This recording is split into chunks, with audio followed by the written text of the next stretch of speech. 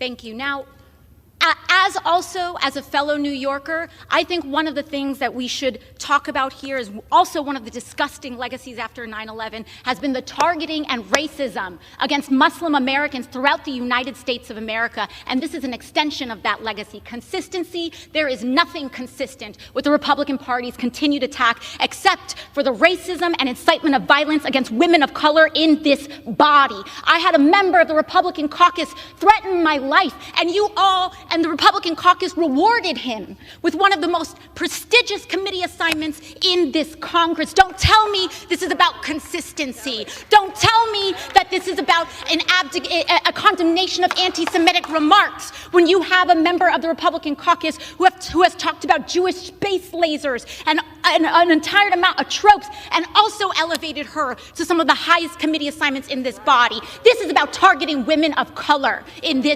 United States of America. Don't tell me, because I didn't get a single apology when my life was threatened. If you're new here, make sure to hit that subscribe button and turn on notifications so you never miss a deep dive into the political drama shaking up Washington.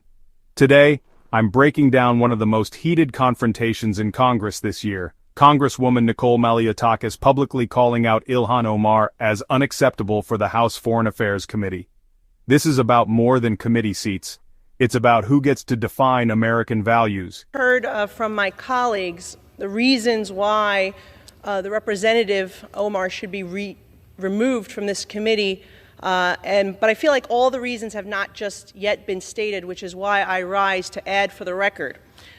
We've heard about the comments that were made regarding anti-Semitism and anti-Israeli views, but I rise to add to the record that as a member of the Foreign Affairs Committee, I've sat there and heard the representative actually spew anti-American rhetoric as well. I've been in that committee room where the representative equates Israel and the United States to Hamas and the Taliban. Absolutely unacceptable for a member of that committee.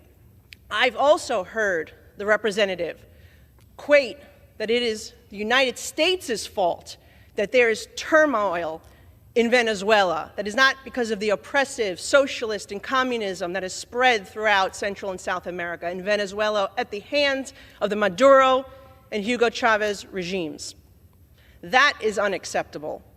And as a New York representative, to hear the representative belittle, to try to diminish the worst terrorist attack on United States soil on September 11, 2001, as some people did something, that is unacceptable as well. And I hold the same standard for this side of the aisle that I do the other, because when another colleague on my side said something about 9/11, I also voted to have her removed from the Education Committee because I thought that was inappropriate.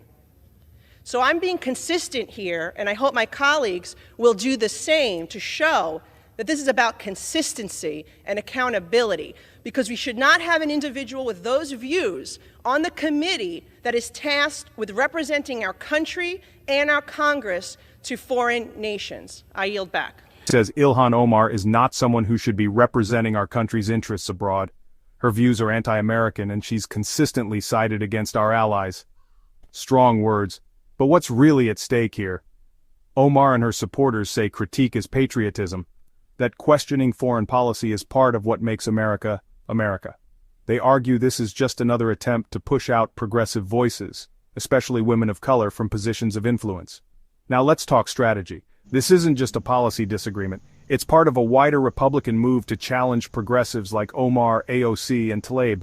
These high-profile clashes aren't accidents. They rally supporters, dominate headlines, and shape the next election cycle. But there's tension on both sides. Democrats say this is a targeted smear, a way to silence dissent. Republicans say the Foreign Affairs Committee isn't the place for views they see as out of step with American interests. So where's the line?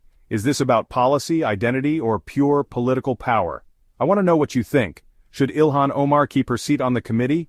Or is Malliotakis right to push for a change? Drop your thoughts in the comments below.